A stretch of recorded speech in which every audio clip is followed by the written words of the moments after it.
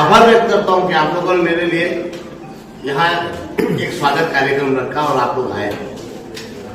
मैं यहाँ कोई राजनीति करने नहीं आया और आप सब जानते हैं ये राजनीति मेरा पेशा भी नहीं है।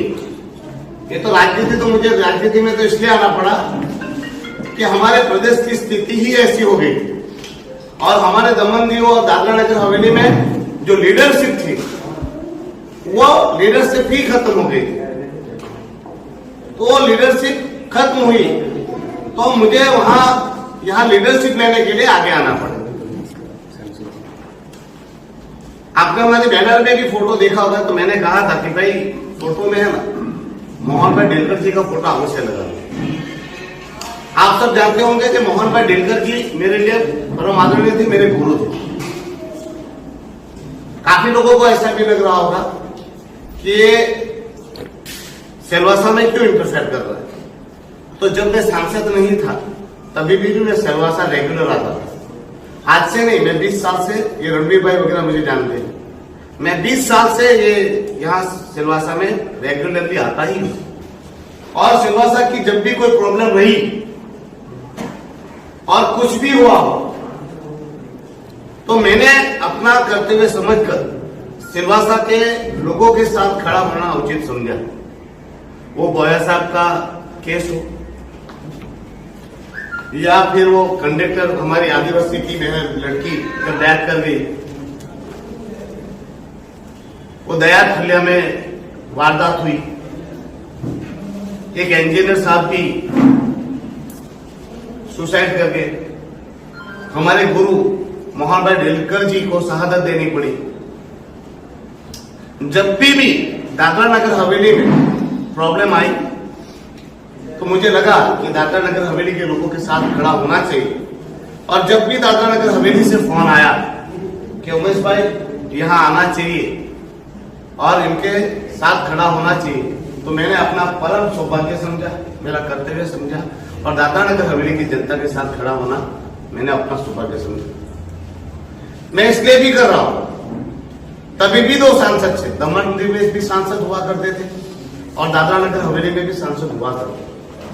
तभी भी मोहन भाई डेलकर दादरा नगर हवेली के सांसद होने के बावजूद जब भी दमन दीव में हमारी लीडरशिप वीक हो जाती थी या हमारी लीडरशिप घुटने टेक देती थी, तब मोहन भाई डेलकर के पास हम आते और उनको कहते थे कि मोहन भाई ये प्रॉब्लम है। तो मोहन भाई बड़े भाई बनकर हमारे दमन दीव की समस्या के लिए लड़ते थे।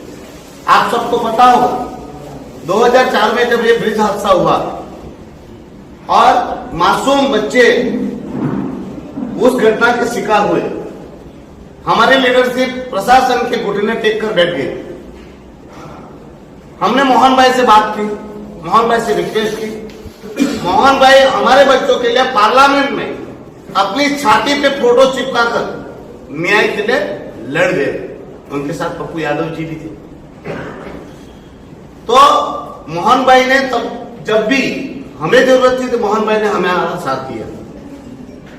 अब हम मेरा भी कर्तव्य है कि दादरा नगर हवेली की जनता को जब भी जरूरत पड़ेगी तब मैं आपके साथ खड़ा हूं और ये विश्वास दिलाने आया, मैं ये विश्वास दिलाने आया हूं दादरा नगर हवेली की जनता को कि आप डरिएगा नहीं, घबराइएगा नहीं।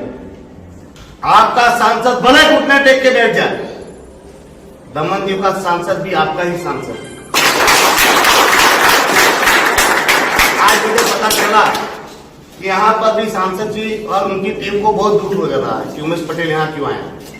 तो उनको पूछना चाहता हूं, जब मोहन भाई की शहादत हुई थी तभी भी तो उमेश पटेल आया था, तभी भी तो उनको जिताने के लिए भी तो उमेश पटेल आया था। और मोहन भाई की बात जब हुई तो जब आंदोलन हुआ उमेश पटेल ने, यही उमेश पटेल ने आपका साथ और समर्थन दिया था, बिना कंडीशन के दिया था। जब चुनाव आया तभी भी तो उमेश पटेल आया था।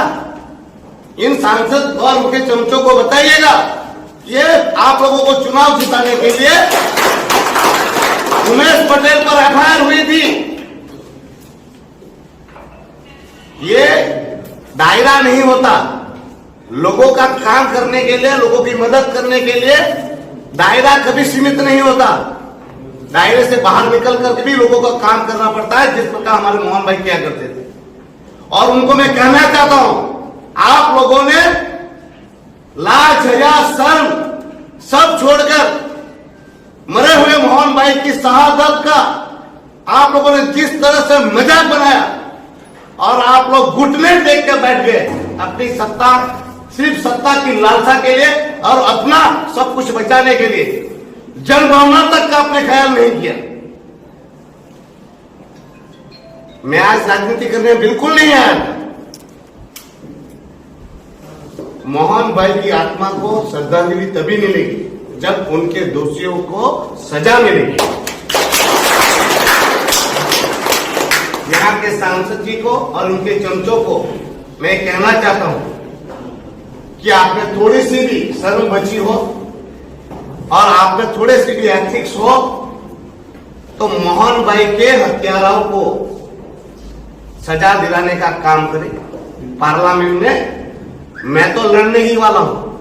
मैंने मेरे चुनाव में भी कहा था, मेरे दमन के चुनाव में भी कहा था, आखिरी दिन भी कहा था और आज भी कह रहा हूं, मोहन भाई को न्याय मिलकर रहेगा और मैं दिला कर रहूंगा। बड़े परिवार के घुटनों में बैठ जाए, उमेश पटेल बैठने वाला नहीं है। आज भी उनको सद्बुद्धि आ जानी चाहिए। एक सामान्य व्यक्ति जो चुनाव पर 15 दिन पहले खड़ा होता है और इतने सारे वोट इसके लिए आता है, डूब मरना चाहिए उनको। अभी भी उनको अगर दिमाग नहीं आ रहा है, उनमें सद्बुद्धि नहीं आ रही है, तो उनके जैसे मूर्ख दूसरे कोई नहीं है।